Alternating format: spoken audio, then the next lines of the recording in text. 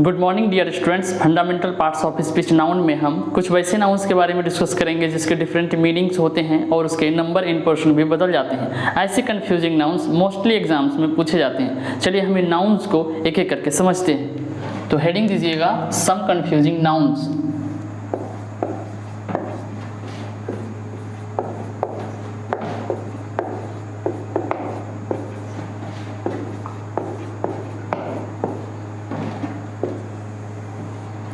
First confusing noun है work. Work का एक मीनिंग होता है कार्य या काम। इस कंडीशन में वर्क हमेशा सिंगुलर अनकाउंटेबल नाउन होता है, इसलिए इसका प्लूरल हम नहीं बना सकते हैं। ना ही हम इसके पहले किसी न्यूमरल एडजेक्टिव का यूज कर सकते हैं। For example a work, two works, many works, तो इस तरह का हम यूज नहीं कर सकते हैं। चलिए कुछ एग्जाम्पल्स लेते हैं।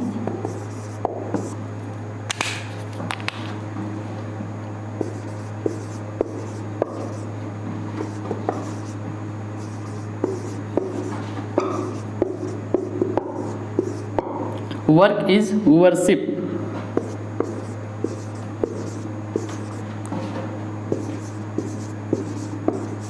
Hard work is good for you.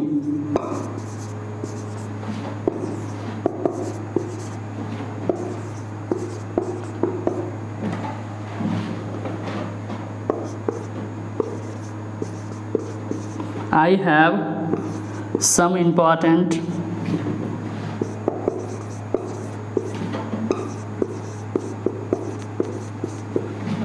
work today।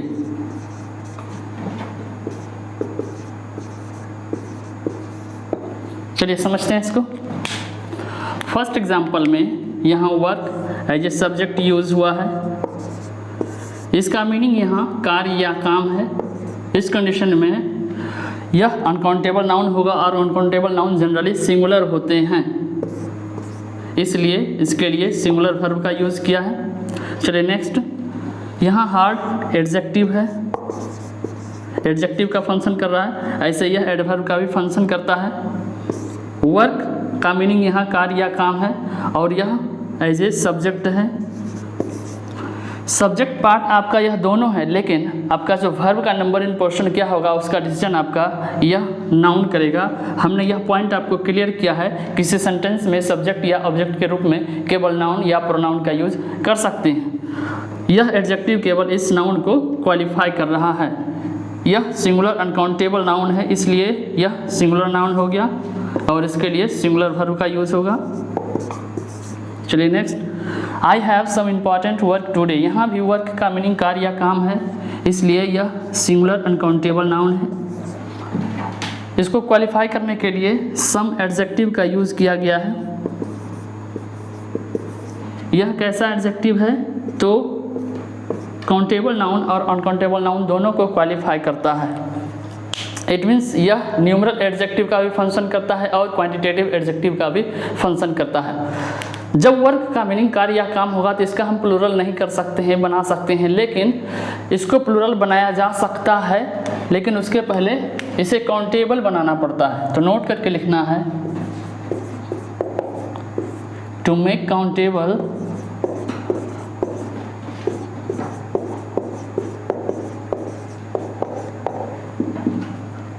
इसके पहले एक फ्रेज जोड़ना है, अ पीस ऑफ, उसके बाद वर्क का यूज होगा।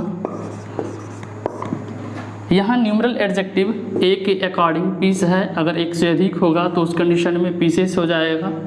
फॉर एग्जाम्पल 2 पीसेस, लेकिन वर्क का वर्क ही रहेगा। यहाँ पर कई बार वर्क के जगह वर्क्स देकर भी क्वेश्चन पूछा गया है। चलिए एग्जाम्पल लेते हैं इसके लिए।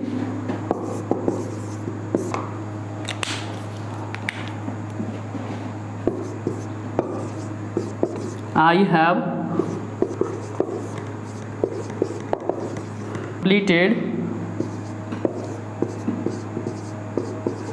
a piece of work।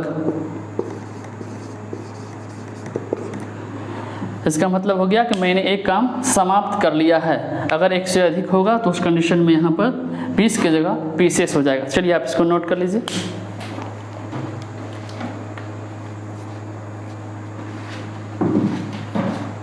Work का सेकेंड मीनिंग होता है रचना,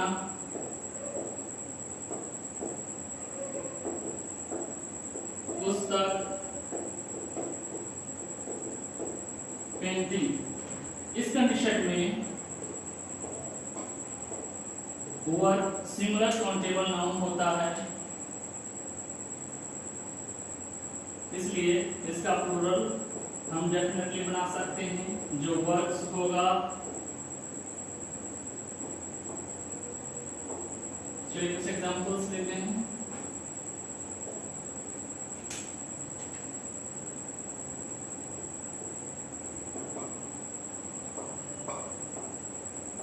This novel is the best work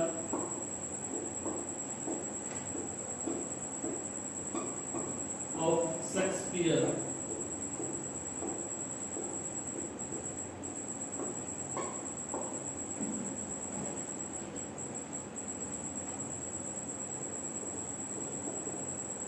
This museum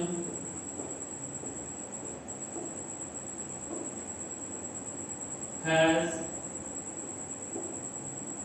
many works of Picasso।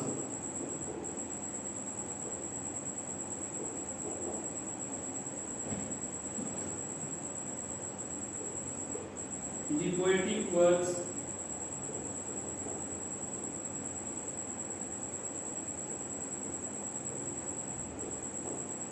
of Tagore are very famous।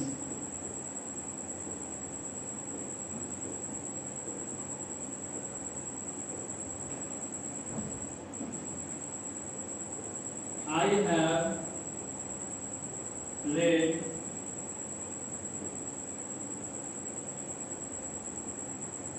the complete works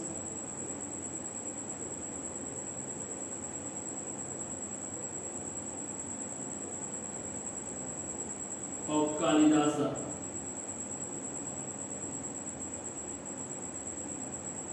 चलिए इसको समझते हैं। फर्स्ट एग्जांपल को देखें तो this novel is the best work of Shakespeare. यहाँ वर्क का meaning रचना या पुस्तक है और यह यहाँ सिंगुलर काउंटेबल नाउन है, इसका प्लूरल हो सकता है। चलिए next, this museum has many works of Picasso. यहाँ वर्क्स का मीनिंग पेंटिंग है और यह प्लूरल काउंटेबल नाउन है क्योंकि इसके आगे एक नाम है पिकासो और हम सभी जानते हैं पिकासो का पेंटिंग वर्ल्ड वाइड फेमस है। मेनी एक न्यूमरल एडजेक्टिव है और यह इस वर्ड्स को क्वालिफाई कर रहा है। मेनी के बाद हमेशा प्लूरल काउंटेबल नाउन का यूज होता है। चलिए next, the poetic works of Tagore. यहाँ पर यह आपका सब्जेक्ट पार्ट है जिसमें पोएटिक एडजेक्टिव है। वर्क्स का मीनिंग यहाँ रचना या पुस्तक है और यह प्लूरल काउंटेबल नाउन है।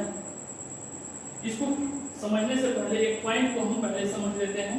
यह बहुत ही इंपॉर्टेंट पॉइंट है सब्जेक्ट वर्ब एग्रीमेंट का और मोस्टली एग्जाम्स में इस पॉइंट से पूछा जाता है। जब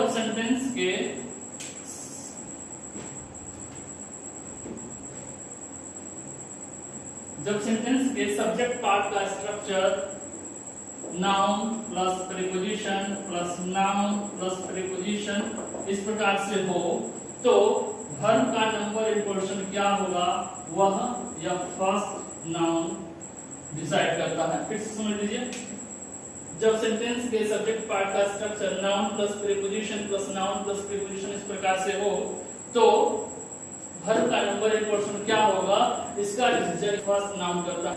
इस नाउन को क्वालिफाई करने के लिए उसके पहले एडजेक्टिव का यूज हो सकता है और उसके पहले किसी एडवर्ब का यूज हो सकता है, लेकिन वर्ब का नंबर इन पोर्शन क्या होगा, उसका डिसीजन नाउन। चलिए अब इसको समझते हैं। तो यहाँ noun plus preposition plus noun है, लेकिन इसमें आपका जो वर्ब का नंबर इन पर्सन क्या होगा, या फर्स्ट नाउन करेगा, और यहाँ प्लूरल नाउन है इसलिए यहाँ प्लूरल वर्ब का यूज होगा। इस नाउन को क्वालिफाई करने के लिए इस एडजेक्टिव का यूज हुआ है। चलिए next, I have read the complete work of Kalidas. यहाँ भी वर्क्स का मीनिंग रचना या पुस्तक है, और यह प्लूरल काउंटेबल नाउन है। इसको क्वालिफाई करने के लिए कंप्लीट एडजेक्टिव का यूज किया गया है। यह कैसा एडजेक्टिव है, तो न्यूमरल एडजेक्टिव और क्वांटिटेटिव एडजेक्टिव दोनों का फंक्शन करता है। इसका मतलब हो गया कि इसके बाद काउंटेबल नाउन और अनकाउंटेबल नाउन दोनों का प्रयोग हो सकता है। चलिए इसको नोट कर लीजिए।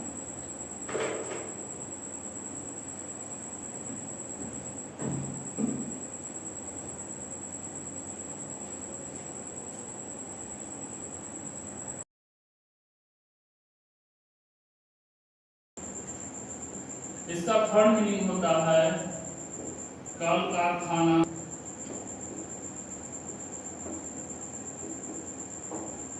फैक्ट्री। इस कंडीशन में वर्क ना होकर यह हमेशा वर्क्स होता है।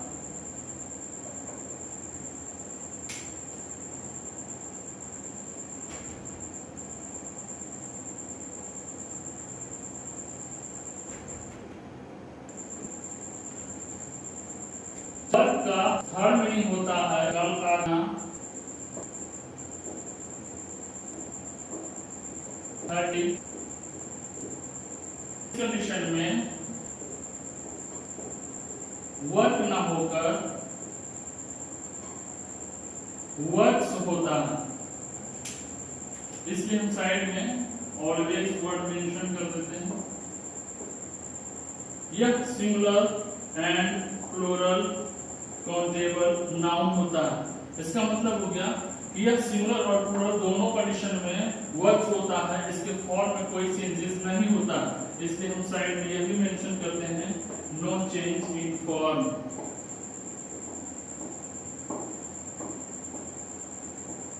चलिए कुछ एग्जांपल्स लेते हैं।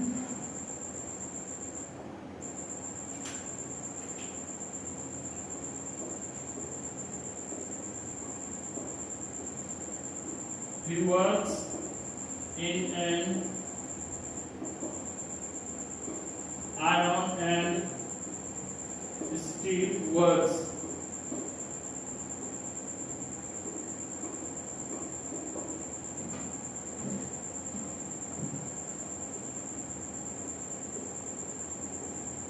There is a cement works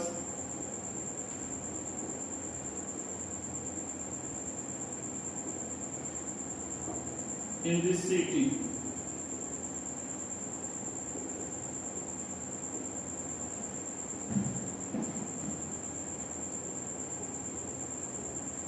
The steel works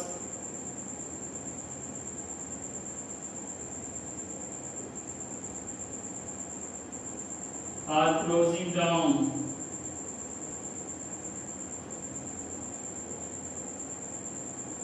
चलिए इसको समझते हैं। एग्जाम्पल में यहाँ वर्क्स वर्ब है, लेकिन जो यह वर्क्स है यह आपका नाउन है। कैसा नाउन है, तो यहाँ यह सिंगुलर काउंटेबल नाउन है, क्योंकि इसके पहले इंडेफिनिट आर्टिकल एंड का यूज हुआ है।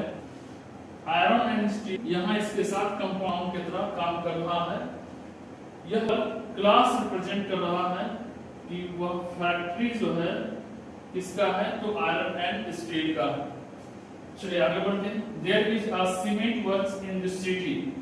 यहाँ सीमेंट वर्क्स कंपाउंड नाउन है, जिसमें सीमेंट क्लास रिप्रेजेंट कर रहा है, जबकि आपका मुख्य नाउन यह वर्क्स है, जिसके लिए इंडेफिनिट आर्टिकल ए का यूज। अगर एक से अधिक होगा, सपोज दो सीमेंट की फैक्ट्रीज हैं, तो उस कंडीशन में क्या हो जाएगा, यह वर्क्स का वर्क्स ही रहेगा, लेकिन आपको वर्ब प्लूरल करना पड़ेगा।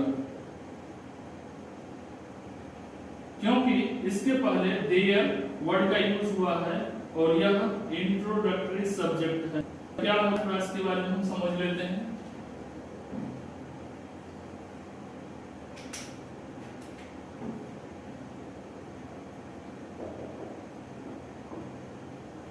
जब सेंटेंस में सब्जेक्ट क्लियर ना हो, स्पष्ट ना हो, तो उस कंडीशन में हम इंट्रोडक्टरी सब्जेक्ट का यूज करते हैं। इंट्रोडक्टरी सब्जेक्ट के रूप में वर्ड्स देयर,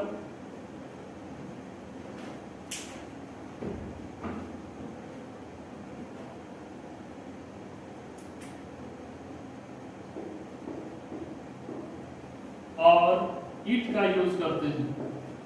जब इंट्रोडक्टरी सब्जेक्ट के रूप में देयर का यूज होगा तो उस कंडीशन में देयर के बाद वर्ब का यूज होगा, उसके बाद नाउन का यूज होगा। वर्ब का नंबर इन पोर्शन क्या होगा वह इसके बाद आने वाला नाउन डिसाइड करता है, जबकि इट ऐसा नहीं है। इट के बाद हमेशा सिंगुलर वर्ब का यूज होता है इस इट के नंबर इन पोर्शन के अकॉर्डिंग। इंट्रोडक्टरी सब्जेक्ट को डमी सब्जेक्ट भी कहा जाता है, कह सकते हैं। इसके पीछे रीजन क्या है, तो इसका प्रयोग जब सेंटेंस में एज सब्जेक्ट होता है तो इसका मीनिंग नहीं होता है, अर्थ नहीं होता है। चलिए, तो यहाँ पर इसके एक सीमेंट की फैक्ट्री है, इस कंडीशन में इसके लिए यहाँ पर सिंगुलर वर्ब का यूज हुआ है, लेकिन उससे अधिक होगा तो उस कंडीशन में यहाँ पर प्लूरल वर्ब का यूज होगा। चलिए आगे बढ़ते हैं। द स्टील वर्क्स यहाँ पर कंपाउंड नाउन है,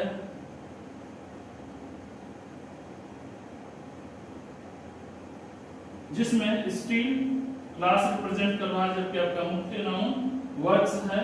और यहाँ पर यह स्टील वर्क्स इन जनरल हुआ है, कॉमनली हुआ है, इसलिए यहाँ वर्क्स का meaning more than one factories है। मोर देन वन फैक्ट्रीज है, एक से अधिक कारखाने की बात कर रहा है, स्टील की फैक्ट्रीज की बात कर रहा है, इसलिए इसके लिए यहाँ पर प्लूरल वर्ब का यूज हुआ है। चलिए आप इसको नोट कर लीजिए।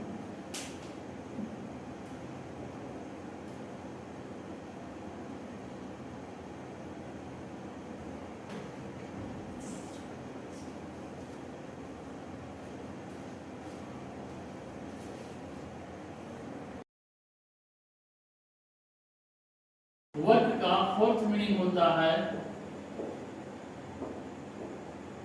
मरम्मत या निर्माण कार्य।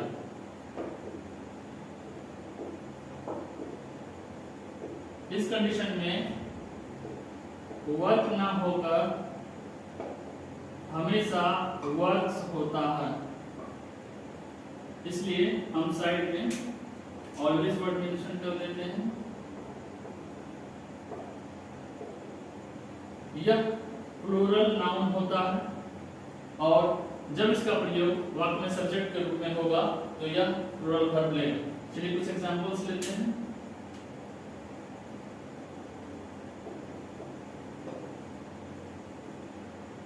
The road works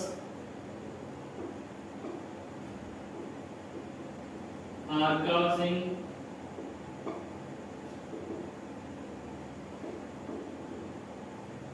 long traffic jams.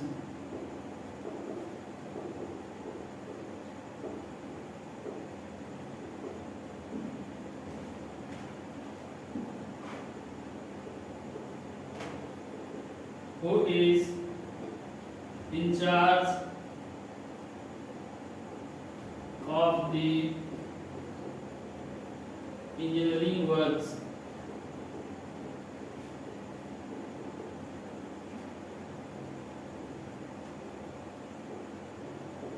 चलिए समझते हैं। यहाँ पर दी रोड वर्क्स कंपाउंड नाउन है, जिसमें रोड क्लास रिप्रेजेंट कर रहा है, जबकि आपका मुख्य नाउन यह वर्क्स है। रोड वर्क्स का मतलब हो गया रोड का मरम्मत या निर्माण कर, और यह प्लूरल नाउन है, इसलिए इसके लिए प्लूरल वर्ब का प्रयोग हुआ है। चलिए next, who is in charge of the engineering works. यहाँ यह कंपाउंड नाउन है, यहाँ वर्क्स का मीनिंग मरम्मत या निर्माण कार्य है और यह एक प्लूरल नाउन। चलिए इसको नोट कर लीजिए।